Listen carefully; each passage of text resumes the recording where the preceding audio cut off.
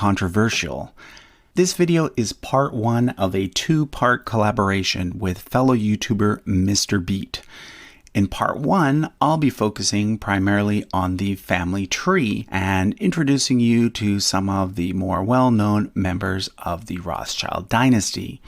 In part two, Mr. Beat, a social studies teacher, will be delving deeper into the family's history and discussing some of the many conspiracy theories that have come to be associated with their name.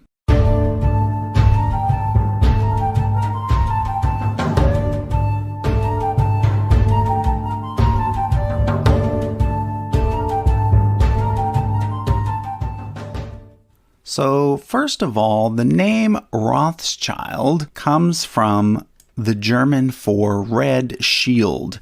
It's a reference to the fact that the family originally used a red shield as an identifying mark on their house.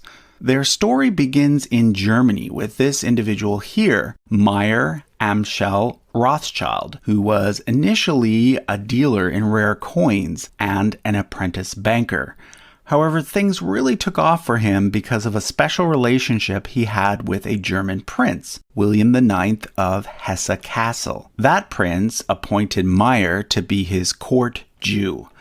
A court Jew was actually an official position in those days.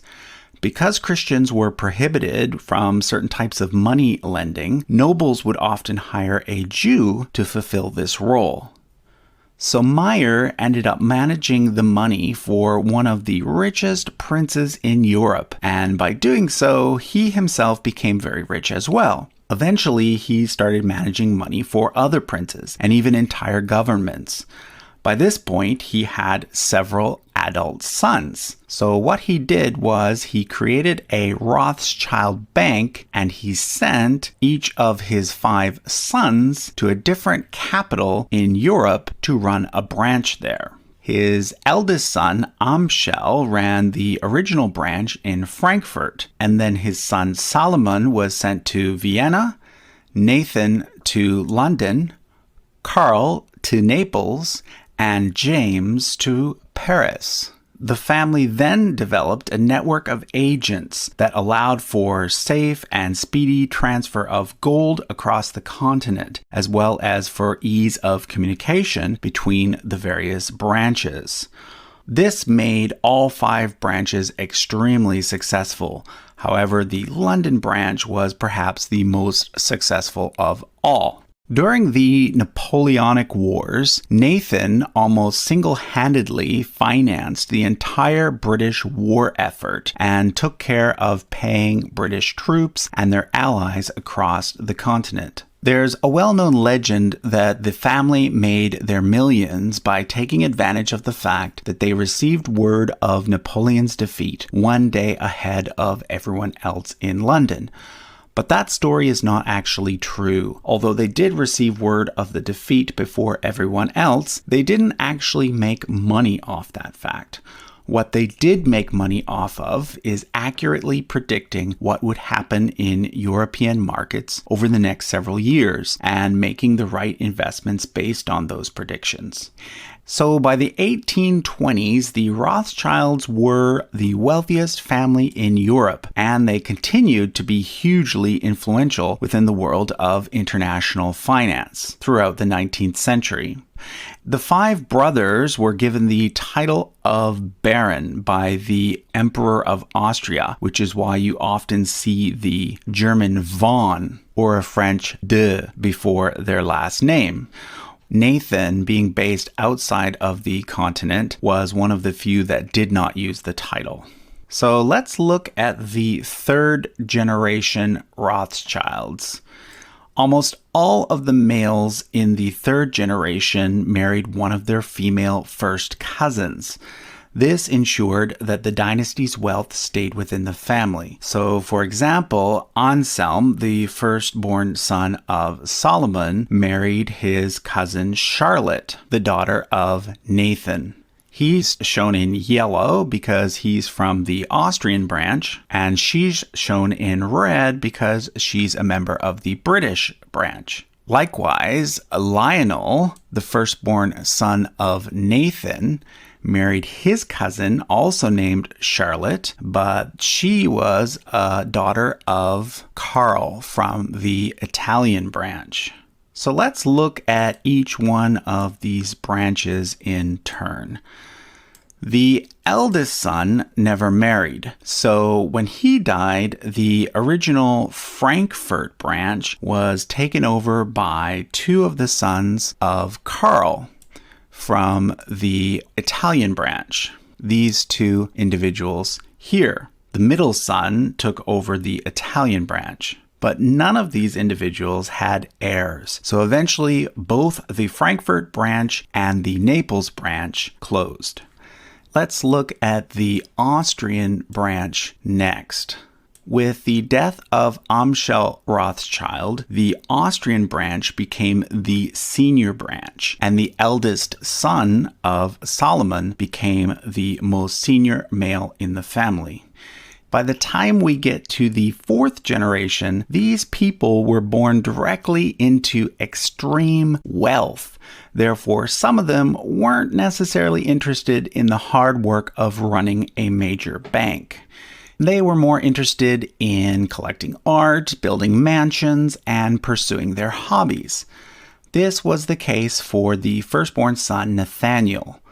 The second son, Ferdinand, actually moved to Great Britain and eventually served as a member of parliament there.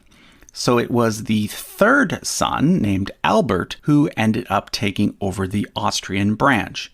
He married a cousin from the French branch. From there, Albert's sons took over the business in Vienna. On the chart, I've only shown one of these sons, but there were a few others as well. However, the fortunes of this entire branch of the family declined quickly in the 20th century due to three major events. First of all, Austria lost World War I, and therefore many of their debtors defaulted on their loans. Second, they were hit hard by the Great Depression, and in fact were one of the first banks to declare bankruptcy. Third, and most devastating of all, most of their assets were seized when the Nazis came to power. In fact, one of the brothers, Louis de Rothschild, who I've shown here, was captured by the Nazis and ransomed for $21 million. That's almost $350 million in today's dollars, perhaps the largest ransom ever paid. The last male member of the Austrian branch died in 1976, which is why the British branch is currently the most senior branch today. But we're going to skip the British branch for now and quickly look at the last two branches first. I've already mentioned that the Italian branch eventually fizzled out. They intermarried with the British branch, though, so their legacy lives on through that connection. That leaves the French branch. That branch is the only one other than the senior British branch that still exists today. It started with James, the youngest of the five original brothers. He married his niece, Betty, who was the daughter of his brother Anselm. They had 4 sons, 3 of whom have male line descendants still living today. The third son, Solomon, actually ended up in America. The idea was that he might eventually start a branch there, but Solomon died young and an American branch never did come to exist. The youngest son, Edmund, was a big supporter of the early Zionist movement. Long before the Holocaust and decades before the British occupation of Palestine, Edmund purchased land from the Ottomans and helped fund the first Jewish settlement in what is today the State of Israel.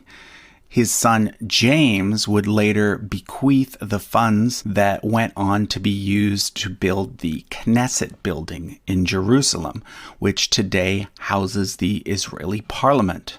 However, the main branch of the French family is this one here. It is currently led by David de Rothschild. In 2003, the main Rothschild company in France merged with the main Rothschild company in Britain, with David being made chairman.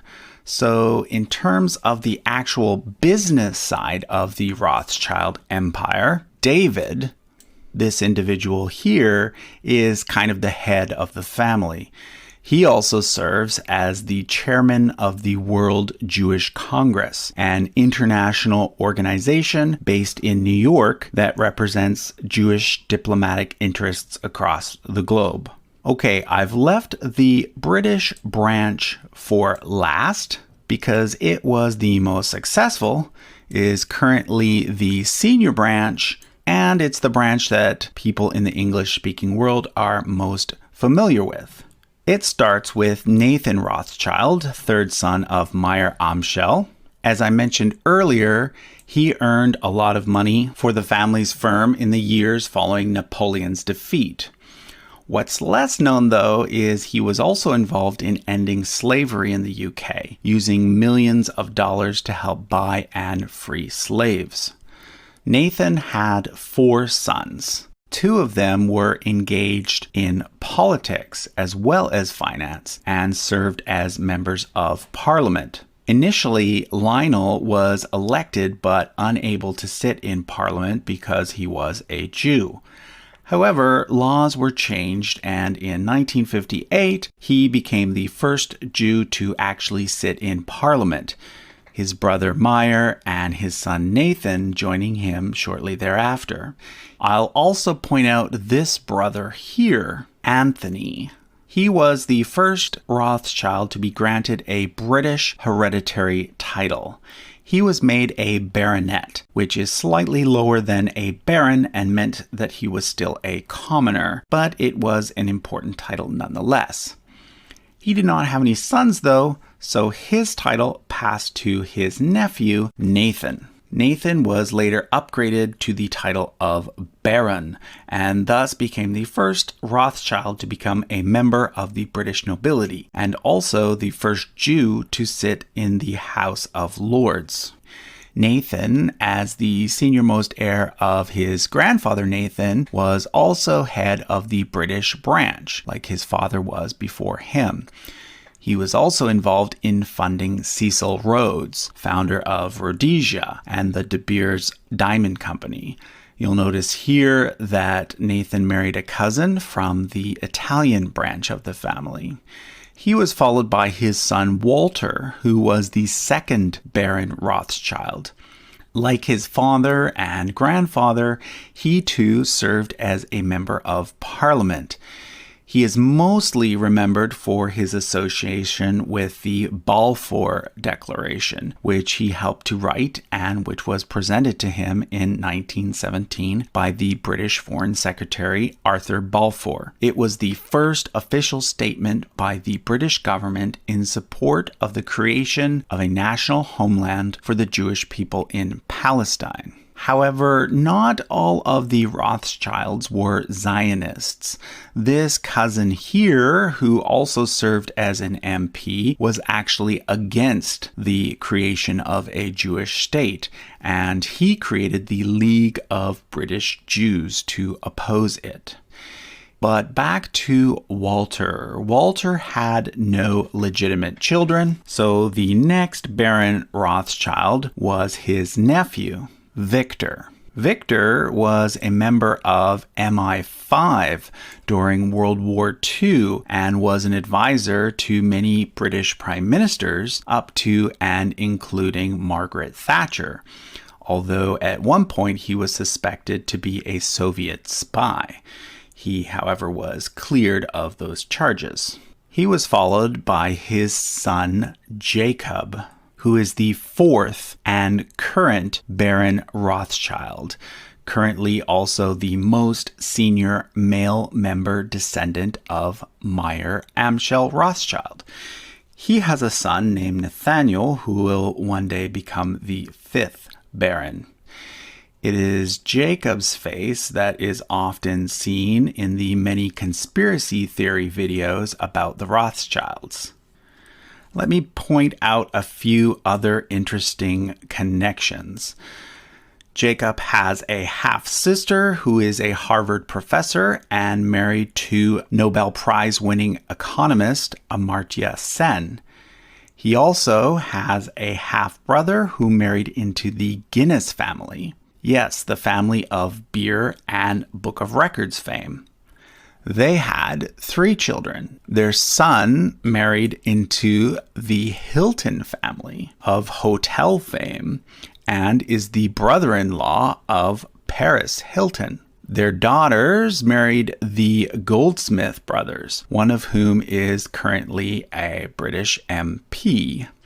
On the business side of things, the running of the actual company established by Nathan Rothschild eventually came to be run by this branch of the family here.